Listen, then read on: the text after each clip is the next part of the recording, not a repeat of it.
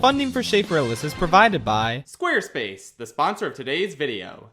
Over the course of the past year, I've become obsessed with a certain musical. A bold and creative new retelling of a classic story, brought to life with stellar music, amazing vocalists, and a sense of grand scope and scale you so rarely find in modern musical theater. And yet, for all of its grandeur, this musical's title is one simple, two-syllable word.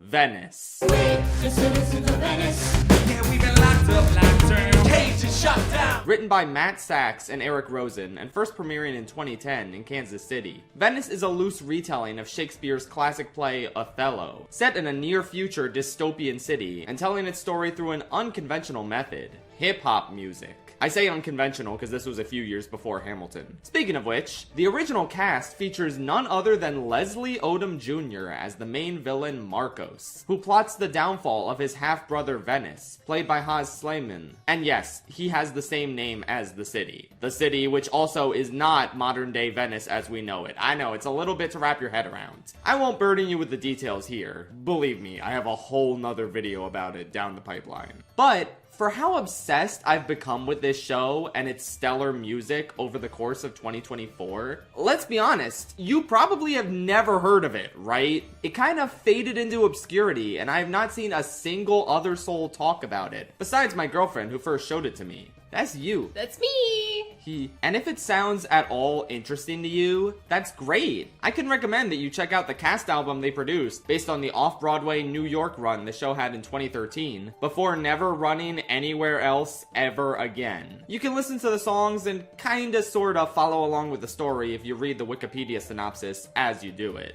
And that is the best way to experience this show. Because let me tell you something that has driven me up a damn wall for the past year of searching. I cannot find a single full recording of this show anywhere. And this is not the first show I've experienced this problem with.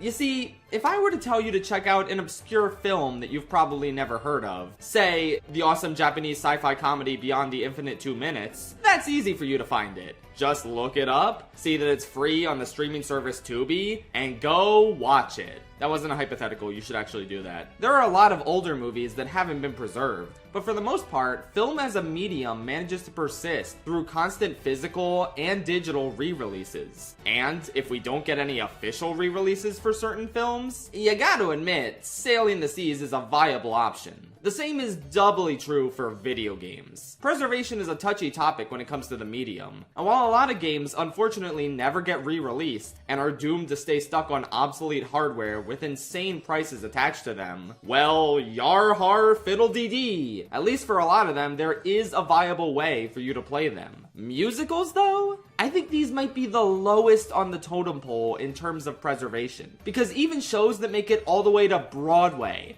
fucking Broadway. I mean, they just perform those on that stage in one city with ridiculously high prices. And if you're lucky, you'll get an official pro shot. Otherwise, you just gotta do what I recommended for Venice. Listen to the cast album, if one of those is put out, and try your best to follow along with the story using the Wikipedia synopsis. Or, and hear me out, there's this nifty little thing called a slime tutorial. A lot of people don't want to hear this. They'll say, "Oh, Walt, it's illegal. You can't do that." Well, then let me ask you a goddamn question. What is the alternative? The alternative is that this show potentially gets lost forever, with no one ever being able to see it. It's not like a movie or a game where at least it's guaranteed to be released on a storefront where it can be watched and enjoyed forever, either physically or digitally. Asterisk on that digitally enjoyed forever thing. But even so, movies and video games are an accessible medium. Musicals are not. You either catch them on Broadway, hope they go on tour if you can't make it to New York, and if you don't manage to catch the tour, that's it. It's over. You're never going to watch Venice. Aside from a couple of promotional clips, it was never released anywhere. And due to its obscurity, even the slime tutorial lists couldn't get a hold of it. I can read about and listen to this damn show all I want, but I can't see it. I don't even know how to go about licensing it if I want to put on my own production. And that's fucking insane. Truly showing what a precarious thing musical preservation is. So unless someone comes up with a good solution to widely release shows officially to the masses, then I don't know what to tell you, man. Slime tutorials should not have to exist, let alone be the only way to experience a damn piece of art. Now, the reason I am telling you all of this is because Venice was not the only show I got obsessed with in 2024. There's another one I had an amazing time experiencing alongside a fandom that deeply shocked me with how large it was. And wouldn't you know it, that fandom grew to such a size because this musical is arguably the most accessible piece of theater to come out in a while. Not just because it's based on a classic story, and not just because of its fun and catchy music, but because this is the first musical whose release feels tailor-made for the age that we live in. The first musical that really takes advantage of existing in the era of the internet. This is the musical that defied all the odds and truly took the theater-loving world by storm. This is Epic the Musical.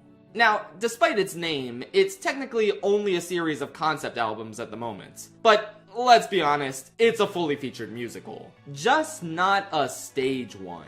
Epic exists in cast recording form only, much like Venice. But the key difference is that Epic's sole writer and lead vocalist, Jorge Rivera Arranz, has taken advantage of the fact that our lives are largely shaped by the internet nowadays, creating a method of release for his musical that is far more accessible and preservable than practically any that have come before it. And before we start talking about the musical proper, we need to discuss just how brilliant its method of release and the focus of its marketing is. We need to talk about TikTok. So, I don't use TikTok. I don't really know much about its inner workings, but I do know that it's an excellent way to reach millions of young people worldwide. And with this incredible potential to reach legions of potential fans and listeners, it's no wonder that this is largely where Epic saw its gigantic surge in popularity. Now, a TikTok musical isn't exactly the most prestigious label to bestow upon something. I kind of think back to that Ratatouille TikTok musical that was making the rounds a few years ago, which I elected not to critique because it is a cute fan-made work by a bunch of amateur composers. I don't think it's all that cohesive or even that great, but I think it's cool that it exists, and I admire the clear passion on display from every one of its composers. I feel like that's generally the sort of thing that comes to mind with the term TikTok musical.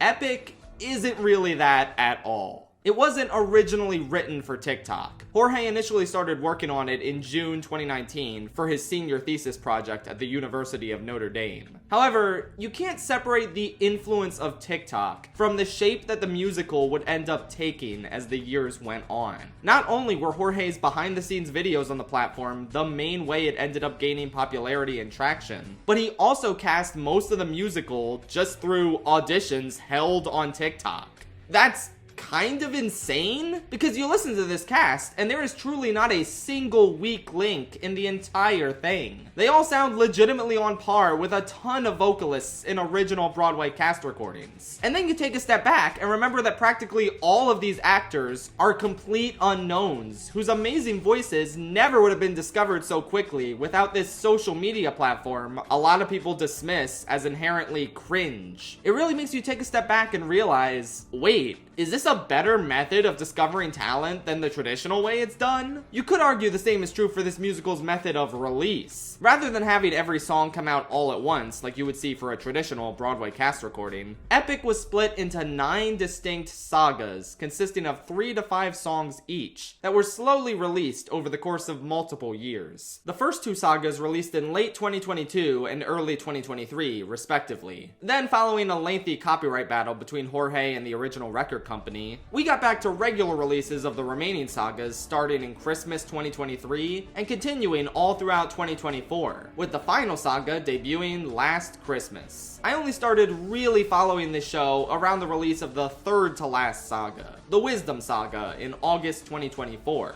But oh man, was I caught up in the hype cycle for those last two parts of the musical. I can't help but wonder how great it must have been for someone who followed this from the beginning. The main thing that comes to mind for me as a comparison is the hype cycle for Smash Bros characters. You wait on the edge of your seat speculating on what's gonna happen next. You finally get an amazing reveal that feels like an event in and of itself. And then you spend the next few months enjoying that character or set of songs. Smash Ultimate remains relevant for years after its release due to this hype cycle. And a similar thing is true for Epic. This method of delayed release for each part allowed for more and more people to start talking about it and what they thought would happen next. Which, yeah, this is an adaptation of the Odyssey, we all knew the broad strokes. But there are enough changes and surprises to make this story genuinely worth speculating about the progression of. It's a testament to how captivating the writing and the presentation of these characters are too, that tons of people were worried about potential adaptational changes of their fates. The hype cycle was also bolstered by the release parties Jorge would host on YouTube for each saga, much like a video game announcement livestream. It was a way for Epic fans all over the globe to experience each saga together for the first time, offering a great sense of community and a pretty strong sense of attachment to each saga, since if you tuned into them, you'll likely remember exactly where you were when you first heard them. Like I said, this is nothing new for a medium like video games. Nintendo and Sony hold these sort of events all the time. But it's practically unheard of in the medium of musical theater. Aside from like the Tonys, which are on cable television, there aren't really live events related to musicals that you get to watch from the comfort of your own home. Musicals are confined to a couple of specific venues, usually just in New York City, and you have to watch them live there or not at all. Epic completely upends this format, making perhaps the most accessible release of a new musical we've ever seen. To be fair, Epic doesn't have a stage version yet, and for the most part, these songs are merely shown off in the live stream with the lyrics on screen and not much more. But there are exceptions to this. Jorge actually commissioned multiple people to make animatics of key scenes, and we get to see them shown off in these live streams. That's unbelievably cool. And I believe this method is largely responsible for the gigantic boom in epic animatics you can find on YouTube. Musical animatics have always been a thing, but I've never seen this level of volume for fan-made animatics of a single musical. Not even during the peak of Hamilton. Trust me, I was there. I think it really speaks to just how strong the online fan base Jorge cultivated for this show is. It really helps that due to all these animatics existing for every song in the show, you don't even need to just listen to any of these songs. You'll get the whole story from a fan's visualization. It's kind of incredible. There really is no barrier of entry to get into the show like there is for any other musical that doesn't have an easily available pro shot. Just watch the Epic the Musical animatics in order playlist, and there you go. That's the whole story. And if you want to see a different artist's interpretation of any of these songs, just look it up. I promise, there are multiple animatics for each song. I feel like this is the sort of behavior more musical creators should be encouraging from fans. But you just don't really see it happening. Probably because a lot of prominent musical creators didn't grow up in the age of the internet like Jorge did. Bro is a month younger than me. That's nuts. He wrote this whole ass popular musical, and I just wrote a video ranking the crusty Wii Remote sound effects in Super Smash Bros. Brawl. Speaking of Jorge's youth, I also think it helps that he comes across as both an earnest, passionate guy and a massive shit poster. He will frequently make little jokey joke videos where he sings part of an epic song as Carl Weezer, for example. Boy, when's Jimmy's mom gonna choose a new husband? Why don't you open her room so I can show her my llamas? And it just feels so genuine, because you know he's not doing a how do you do fellow kids routine. Like, he actually is one of us. Okay, I think at this point I've made it abundantly clear why this musical caught on so heavily. Except, I have not yet gone into the fact that it is also really good. Now, I just want to say this right off the bat. I don't think it's perfect. I do have some problems with it. But we're going to talk about all the really, really good stuff it does really, really right first. After we talk about Squarespace, of course, because I'll bet you any amount of money that Odysseus probably used it during the 7 years he was trapped on Calypso's island. I mean, what else did he have to do during that time besides build a website? It just makes perfect logical sense. Squarespace is a wonderful online website builder that enables you to create beautiful websites for your business or personal hobby. I adore how easy they make it to showcase your expertise and engage clients with video content on your website. You can make stunning video libraries and even monetize your content by adding a paywall. Perfect for online courses, exclusive tutorials, and premium workshops. If you want to get discovered fast, that's where integrated Squarespace SEO tools come in. Every website is optimized to be indexed with meta descriptions, an auto-generated sitemap,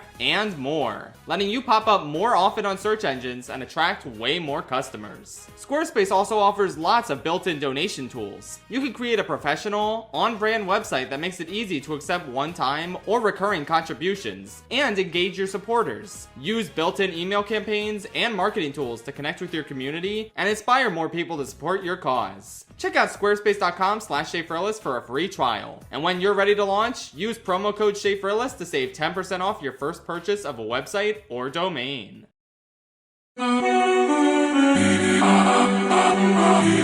Let's start with the most obvious appealing aspect of Epic. It's the Odyssey. There have been a couple of musical adaptations of one of the oldest and most iconic works of literature in human history, but very few have truly stood the test of time in the same way as their source material. It would be foolish to determine right now how much staying power Epic will have in the decades to come, but you can't deny that right now, it's connecting with young people in a big way, getting them invested in the story beats and intricacies of this classic poem. And it does so by adapting it in a contemporary way without betraying the original source. Epic notably takes a lot of inspiration not only from recent musicals, like the works of Lin-Manuel Miranda, but also anime and video games, of all things. The Lin-Manuelisms I'm a little mixed on, as you might expect. It's not on the level of Wish or Moana 2's failed attempts to capture that incredibly wordy, mile-per-minute method of singing, but if you listen to the opening song, you might see what I mean. Odysseus kinda rapidly raps his orders to his men in a very Lin-Manuel-esque manner, and I don't really think it's a great first impression. These moments aren't too frequent, however, and the musical definitely has a distinct sound compared to Hamilton. I also want to give credit where it's due. Even though Lin-Manuel Miranda is inarguably a better lyricist, Jorge does have one clear advantage over Lin.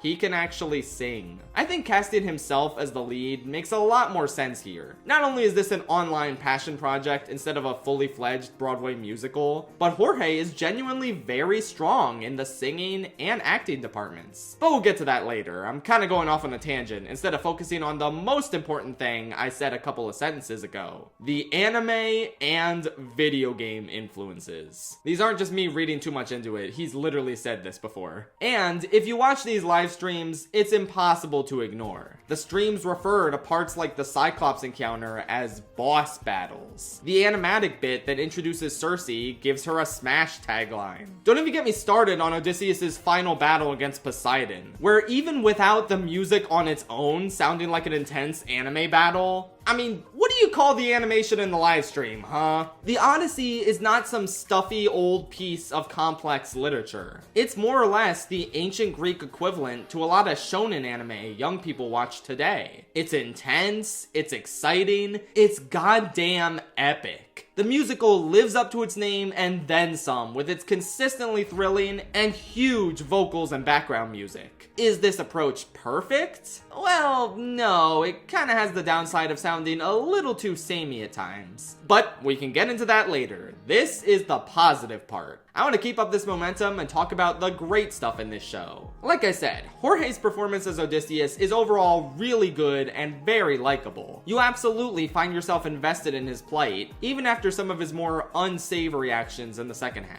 It really helps that he has great camaraderie with two of his primary crewmates, Stephen Dooky's Polites and Armando Julian's Eurylochus. God bless Stephen Dooky, man. He just has such a unique innocence to his voice that suits this character and his ideology so perfectly. I feel like he's one of, if not the most perfectly cast actors in the show. And his impact is absolutely felt across it, even if his character doesn't live very long. Eurylochus is vital to most of Odysseus' journey though, and you can absolutely hear the loyalty and admiration for his captain in Armando's voice. I love a ton of their songs together, with their back and forth in Puppeteer being especially strong. Oh, speaking of which, man does Talia Sindel slay as Circe. Such a tremendous sense of superiority and wickedness dripping from her deliveries. Her songs are well written too. I especially love the way she tells Odysseus' men, "Welcome to the best part of your lives." Such a definitive statement that she makes so confidently, showing off her callousness and implying that their short and pitiful lives are about to peak before coming to an end as they know it. Some of the best songs in the show undoubtedly go to specific gods. They all have their own unique vibes to make them stick out from the rest of the show. Zeus is exactly as powerful and imposing as you would hope, with a lot of this ode to Luke Holt's tremendously strong delivery. But also the phenomenal instrumentation and thunder sound effects really sell Thunderbringer and make it one of the show's best. The same is true for Ruthlessness. I like the interpretation of Poseidon being a bit of a dude bro, while also being believably intimidating and vengeful. Steven Rodriguez did a really good job with him. I want to give special mention to Barbara Wangui as Calypso. I feel like she tends to go a little bit forgotten since Calypso isn't the focus of either of the sagas she appears in. But I adore both of her songs with their tropical island feel and twinge of sadness and loneliness. In particular, Not Sorry for Loving You is genuinely one of the best unrequited love songs I've heard in any musical. Like, I think it's kind of a sleeper pick for one of the best songs in the whole show. It's one where I can't really pick out a single thing wrong with it, which admittedly I can't say about most songs in the show as much as I love it. But obviously, out of the entire God ensemble, I think Tegan Early is the real show stealer as Athena. She just has such a presence to her. Her voice conveys wisdom so well. Not to mention ruthlessness in the first act that slowly gives way to compassion as time goes on. Athena's songs are some of the best in the whole show, even if I think one of hers is a little overrated, but we'll get to that later. This show is also so damn good at crafting recurring motifs, both musically and thematically, that persist throughout the entire show. The specific way Penelope and Telemachus' names are sung are memorable and sweet. You get really emotionally wrapped up in that scene with Odysseus' mother in the underworld. And the waiting bit she sings is so memorable and emotionally effective that when Penelope takes it over at the end, damn it really works. The same is true for Polites' Open Arms melody. First being used as a cheerful tune to establish his character and worldview, then constantly getting reused in slower, somber moments after his death. I love the way Luck Runs Out in Act 1 and Mutiny in Act 2 parallel each other both musically and narratively, with Luck Runs Out presenting the nebulous possibility of Eurylochus opposing Odysseus in the future, which is paid off beautifully when he finally has a reason to in Mutiny. Further tying these two songs together with the Home of the Wind / Sun God melody is brilliant. They feel like two of a kind without Mutiny being a straight up reprise. It still keeps some of its own identity. I really love how Odysseus tells the Cyclops, "I am your darkest moment," after merely blinding him and letting him live. Then Poseidon throws that right back in his face, saying, "I am your darkest moment," after killing 500 of his men. Good lord. It ties really well into the central theme of the show, which, hey, we might as well get into now. The progression of Odysseus' character is so well done. I think the main claim to fame this musical has as an adaptation, aside from just sounding really fucking cool, is centering every narrative beat around Odysseus' morality and his desire not to kill. Practically everyone he encounters across the journey tells him killing is a necessity in a variety of contexts. Zeus insisting killing a baby will prevent the death of his family in the future, Athena ordering him to kill the Cyclops to prevent further problems, Aeolus cheekily telling him he might need to kill his friends if they try and open the windbag, and Poseidon... oh, we'll get to Poseidon. Let's take it from the top though, and see how this theme brilliantly carries throughout the show. So, at first I thought it was a weird choice to have Odysseus be so anti-violence in Act 1, considering the act opens with him killing a baby. Like, you kinda can't come back from that, man. You've already done your most ruthless action in the opening of the show. So who are you kidding when you try and show mercy throughout Act 1? But then I thought about it more, and I realized, no, wait, that's kind of the point. Odysseus is already more than willing to kill during the Trojan War, but being forced to kill that baby is a shock to his system. Him trying to show mercy from that point on is his way of mentally atoning for this horribly evil action. It does make logical sense as an impetus for a general who slayed so many Trojans to not want to kill anymore. Oh, and this is probably a good time to say that that one part in the underworld where he frantically sings, "I keep thinking of the infant from that night," that bit right there is one of the best damn parts of the entire damn show. Like, that goes fucking insane. I can't even really put into words why. It's just like, holy shit, dude. The entire baby killing subplot is worth it alone just for that part of the underworld. Anyway, back to his arc. Yeah, it's really well played out. We see him make a mistake by leaving the Cyclops alive, which leads to Poseidon killing the vast majority of his crew as revenge. It's here we get what I think is the most recurring thesis of the entire show. Like, if Epic was on Letterboxd, this would be the little tagline underneath the year and director.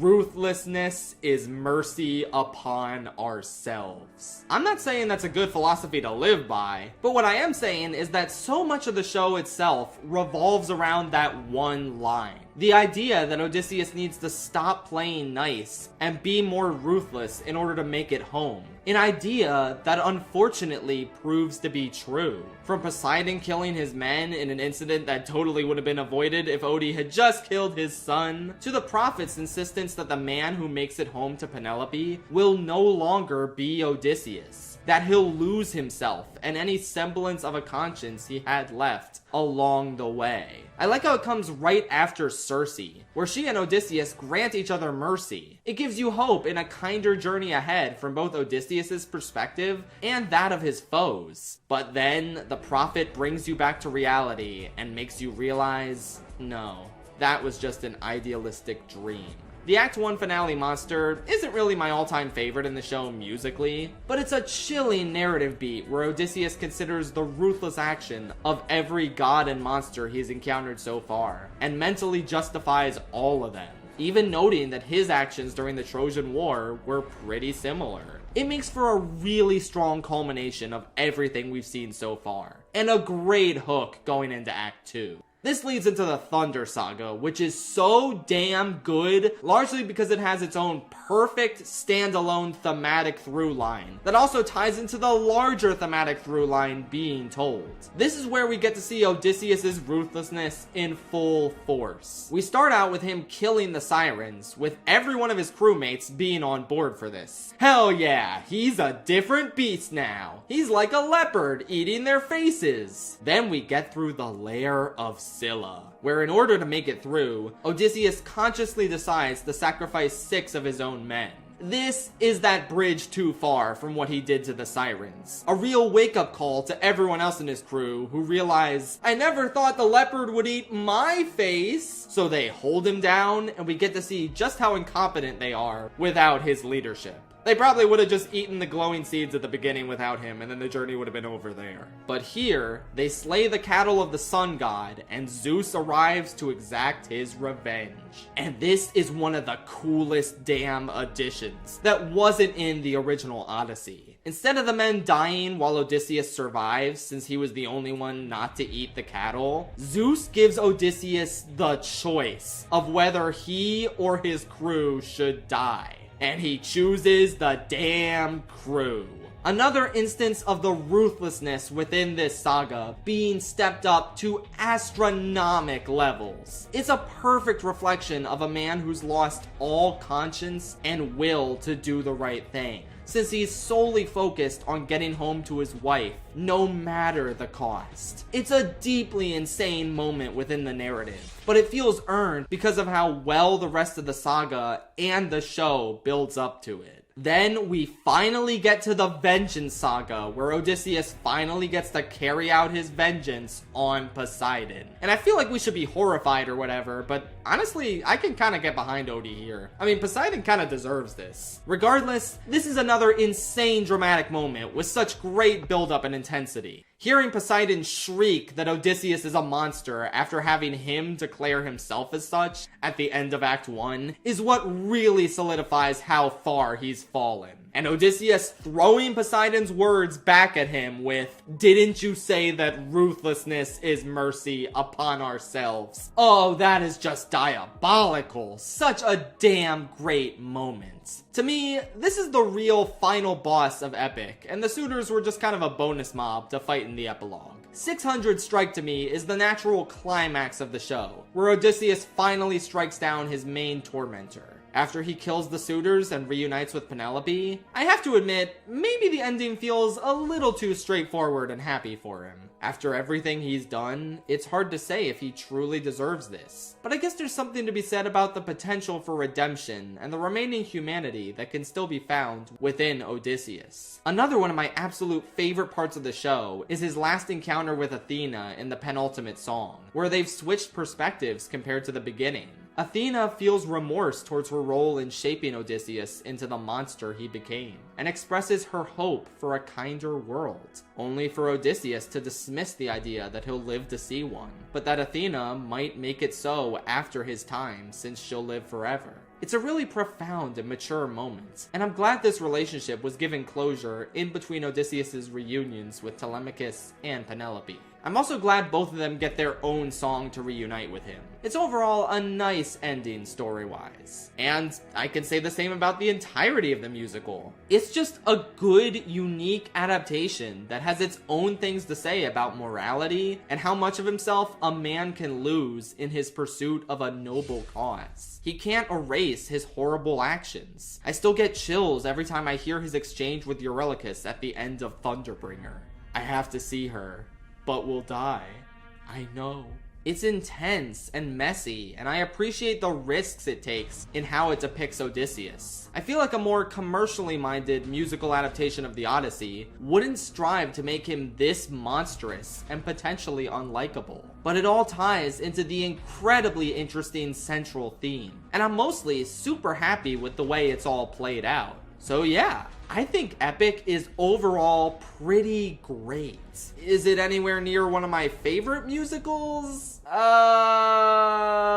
Yeah, truth be told, in addition to all the praises I have for this show, I also kind of have a lot of problems with it. I debated even discussing these problems in this video, because despite its high production values, Epic is ultimately an independent passion project from one guy that shouldn't be put to the same scrutiny as a lot of musicals produced by massive companies that make it to Broadway. I don't really want to be too harsh to an insanely impressive independent work made by someone far more talented than I am. But the thing is, I also don't really want you to leave with the impression that I have nothing but positive feelings about this show. That just feels a little disingenuous. I really, really like it, and there are quite a few magnificent parts and songs. But there are also some elements that I think are a little weak in comparison. I know large chunks of the Epic fandom are a little bit closed-minded when it comes to criticism of the show, so that's why I wanted to preface this section with heaps of praise, and a disclaimer that I don't think the show deserves to be held to the same high standards as other musicals. Basically what I'm trying to say is, don't get mad at me. You can just stop the video here if you don't want to hear any critiques at all. For everyone else, I hope you'll keep an open mind and open arms with this part.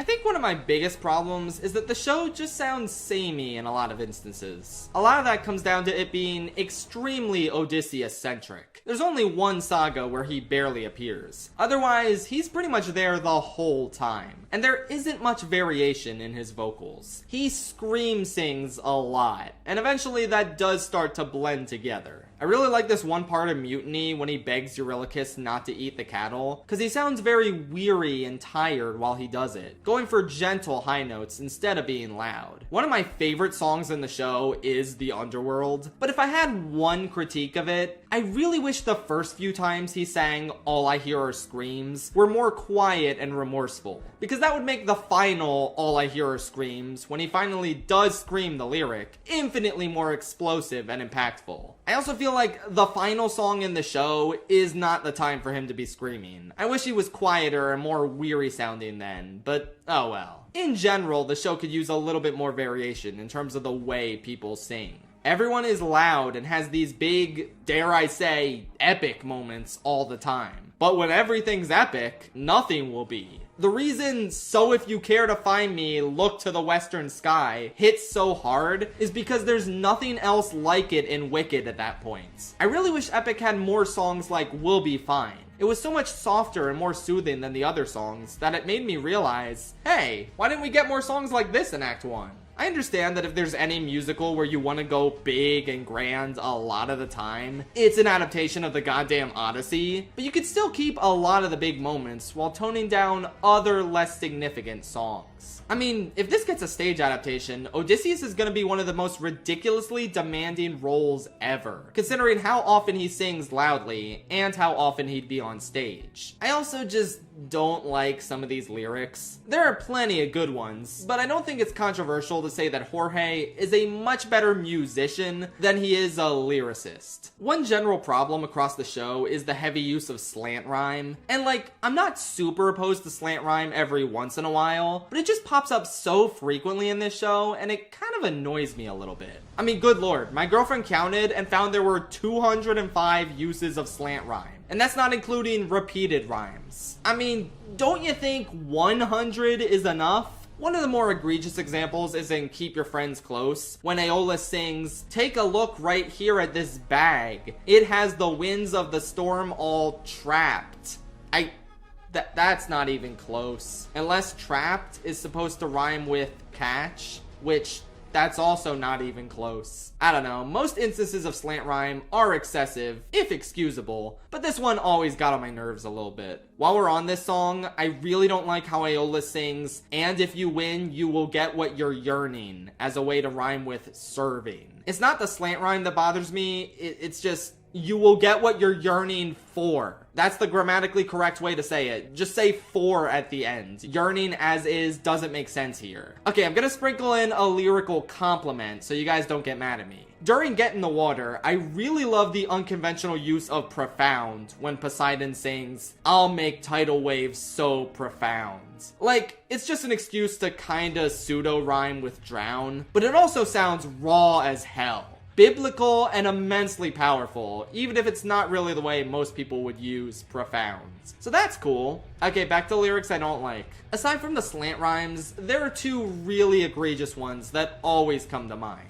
In Open Arms, Odysseus sings, "My friend, I wish that I could say that I agree, but look at the way this fruit is glowing and filled with glowing seeds. Why did you use glowing twice? What was that about?" Arguably a worse lyric, since it happens at a more pivotal moment, is in the song Odysseus, when he sings to the evil suitors, "As long as you're around, my family's fate is left unknown." But then right after that, he proceeds to sing the exact thing they plan to do to his wife and son. So their fate would not be unknown. Maybe he means it in the sense that with him here, the suitor's plans could potentially change and he doesn't know how, but it's still a weak thing to sing during such a dramatic moment. It's a very wishy-washy and non-definitive lyric that does not fit the intensity of the rest of the segment at all. In terms of some individual songs I'm not huge on, I think the first three in the whole show are unfortunately a little weak, outside of the recurring motifs they set up for later. The Troy saga only starts to get interesting for me with the decent Open Arms, and then the show really starts to find its footing for a bit with Warrior of the Mind. But then you have the Cyclops songs, and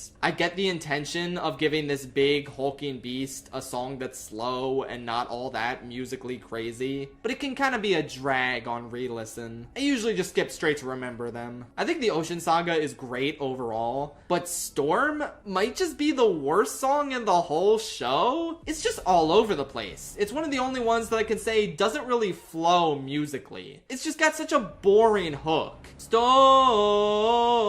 like that's not fun to sing or listen to. That's not catchy. I'm not really big on Telemachus' songs either. I mean, I'm mostly on board with the anachronisms in this show, but something about Telemachus going legendary and oh that is so sick kinda gets on my nerves. Legendary is at least mostly catchy, but Little Wolf, not so much. Okay, now I'm gonna get to one that I'm really nervous about, because I know this is a fan favorite song by a long shot. But please hear me out.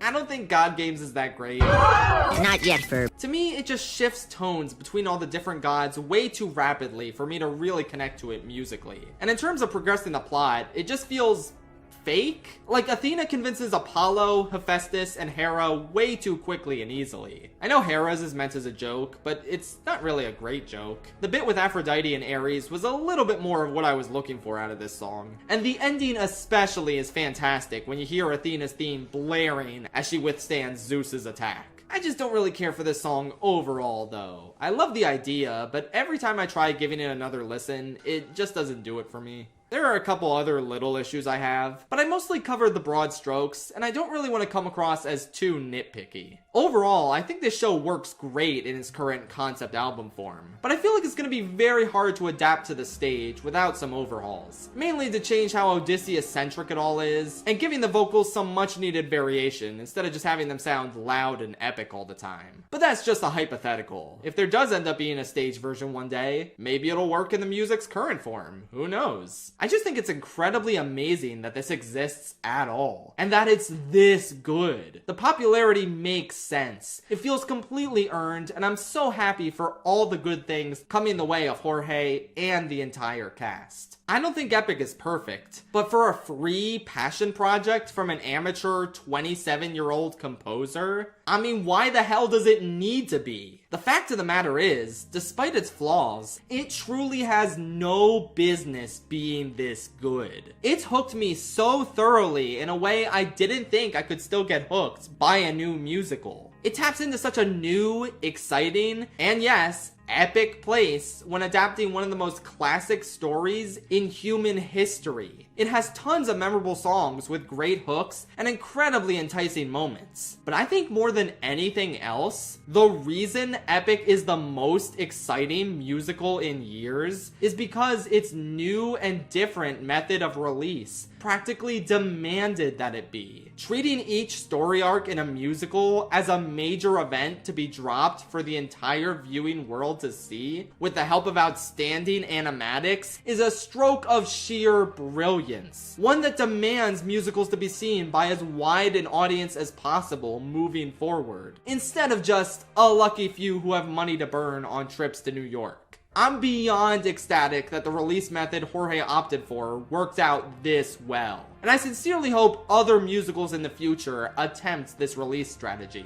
It's truly a win-win situation for everyone. The creator, the fans, the popularity and legacy of the show itself, and the continued relevance and well-being of the medium of musical theater in general. If you're looking for even more epic content, my girlfriend Lavender Whale made a fantastic video ranking every one of Epic's 9 sagas and talking about them in great detail. Please check that out if you want. She's a lot smarter and more charismatic than me. Aw, shucks. You really mean it? If you want to see another epic thing I made, on my second channel, Shave Classic, I released a Ruthlessness AMV where it's sung by King Neptune from SpongeBob. I'm pretty proud of that, so please give it a watch. And obviously, check out all the epic animatics I used for footage throughout this video. Those will all be in the description. But, with that said, it was the supreme popularity of these animatics getting millions of views and further boosting the relevance of this show that really got me thinking.